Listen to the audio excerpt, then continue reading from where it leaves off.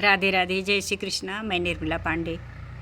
आज मैं एक माता रानी का भजन गा रही हूँ, पचरा गीत। आप लोग सुने, अपना आशीर्वाद बनाए रखना, अपनी बड़ी बहन को ज़्यादा से ज़्यादा सपोर्ट करना, लाइक शेयर सब्सक्राइब भी कर देना, नए भाई बंधु हो तो।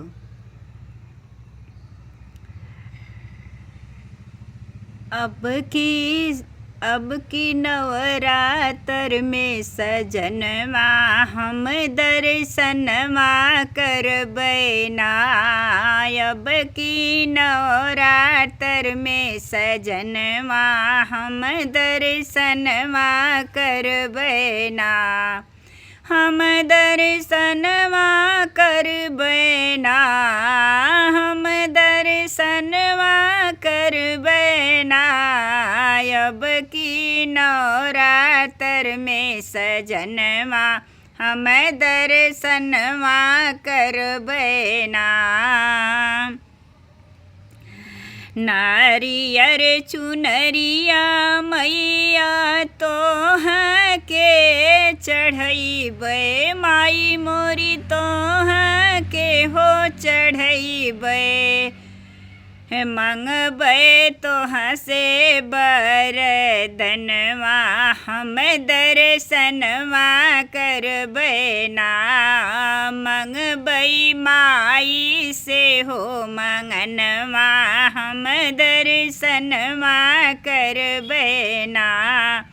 ऐसो नवरात्र में सजनवा हम दर्शनवा करबै ना। ऐसो नवरात्र में सजनवा हम दर्शनवा करबै ना। लाल की चुनरिया माई मोरी तोहाँ के चढ़ैबै, माई मोरी तोहाँ के चढ़ैबै। मंगबै गोदिया में ललनवा हम दर्शनवा करबै ना।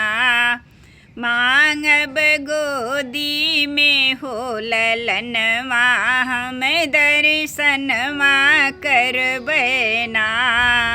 ऐसो नवरात्र में सजनवा हम दर्शनवा करबै ना।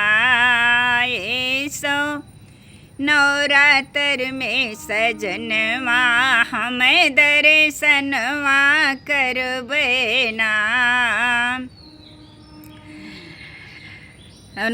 ढोल मजीरा माई मोर दुआरे पर बजैबै, माई मोर पचरा हम सुनबै। तोहसे मंगनवा मंगबै ना, माई मोर मंगनवा मंगबै ना। मंगबै मांगी कहो से नुरवा माई मंगनवा दई दना। हमरे साजन कहो मरिया माई मोर मंगनवा दई दना।